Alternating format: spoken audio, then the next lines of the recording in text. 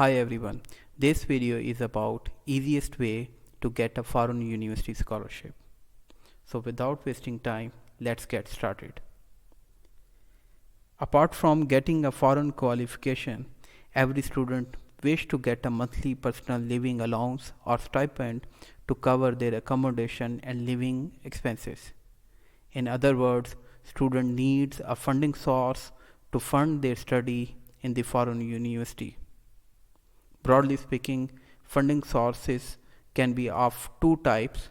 One is of government scholarships and the other one is funding from professors project. Government scholarships. They are usually associated with certain requirements for the application, such as they might ask for providing letter of motivation, letter of recommendations, letter of acceptance from the professor. They can also ask for the English language proficiency certificate or IELTS or TOEFL certificate. Usually government scholarships are limited and hard to earn. So let me talk about something that offer much higher chances to fund your studies. This another source of funding is from professors project. To get this sort of funding, you need to contact the professor. Even for the government scholarships, eventually you have to contact professor. So let me talk about funding from professors project in detail. Where do these projects come from? Usually professors or faculty members, they apply for university, national or international grants, and in doing so they happen to secure some sort of funding. That funding can support student research during the academic year. It also have some awards for student stipends, supplies, services and research travel.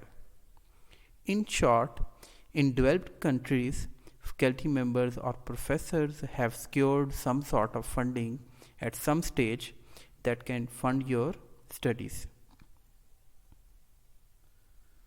So how to secure funding for your study from professors project? For this you need to follow two steps. One, you need to select a country, university or professor. Secondly, you need to contact professor via email, but that email won't be an ordinary email. It will have a specific text and attachments that I will talk about those in detail in upcoming slides. So first of all, you need to select a professor. For that, you need to select a country. So my tip is that you should select a country which is usually ignored by students for a better chance. So some of these countries are mentioned here, such as Austria, Czech Republic, South Korea, Norway, Finland, Ireland, Singapore, Sweden and many more. So I highly recommend that students should apply for scholarships or grants, or they should secure their admission by applying in these countries. After selecting a country, just if a simple search on the Google, you can find out various universities in that country. So select some advanced universities, and then for example in South Korea there is a university UNIST. So you can go to the department. For example, if you are pursuing for studies in physics, you can go to the physics department and then you can have a look in the faculty and you can choose a professor whose area of research is same or that matches your research interest or your BS or MS thesis. After selecting a professor, you can email, you can contact that professor via email, and never send an email from some ID which doesn't look professional, such as starboy@gmail or superman@yahoo. They don't give a positive impression. And in attachment, you need to attach cover letter, CV, research interest, and research proposal is optional. So let's talk about these attachments in detail. First of all, what should be the email text? So here is a sample email text. You can see that you should start with the salutation. It should not be like Mr. It should address in a polite way, dear professor. You can add the name of the professor here. You can use this text in your email. It is recommended. So first of all, you should talk about yourself. What is your name? What is your what you have done previously? And you can also talk about some achievement or your awards in the first paragraph. And then you can talk about your research interest in the group. You can read about this text and you can utilize this text. And lastly, you can mention your name. Covering letter. Let's talk about the first attachment, which is covering letter. It should start from the in the right left corner. You can see that it is started with the address. So date is there. Subject should be seeking, for example, PhD computer science position at. So you can enter the university name and country name here. So again, salutation, dear professor, the name of the professor, and you can talk about that why you are applying for the particular position. So again, you can have a look on this text and you can utilize and prepare similar text for your covering letter. So here is the another attachment, which is CV. This is the most important attachment and it can really boost your chances to get a scholarship or funding from the professor. So a CV should be very simple in format.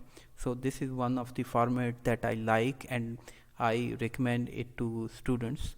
So you can see the name is there, contact number, email, and then there are some points that highlight your strengths. So instead of putting some paragraph which is about objective, I think if you highlight your strengths in the beginning, that will be very good. So then the academic qualification. So if you have a very low CGPA, you don't need to mention your CGPA in CV. So employment history, if you have worked somewhere around, you should mention it. Honors and award, research experience. So if you have done some sort of thesis work in your BS or MS, you should put something in your research experience. So whether you have done some research work or thesis or not, you can always have some research interest. You should write about those, so it is attractive. So some other headings So this is there are some recommended headings. You can have a look in your career and you can write about those, such as research projects, certificates, scientific activities attended, administrative experience, and most important, if you have some kind of publication, it will really boost your chances to secure the funding. Another attachment is research interest. This is very important and usually ignored by the students. So they simply contact professor and attach CV only. So it is highly recommended that they should prepare some research interests. So they can also prepare these research interests from the latest article from the Google Scholar, or they should visit various professors research group websites, and they can have a look and they can prepare these research interests. Note that once you establish a positive contact with the professor can ask for additional documents such as motivation letter, recommendation letter, etc. So that's all. So I would highly recommend that the students should contact professors not just via simple email. They should refine their text in the email and attach the relevant documents that I have talked about in this video. Thank you very much. That's all.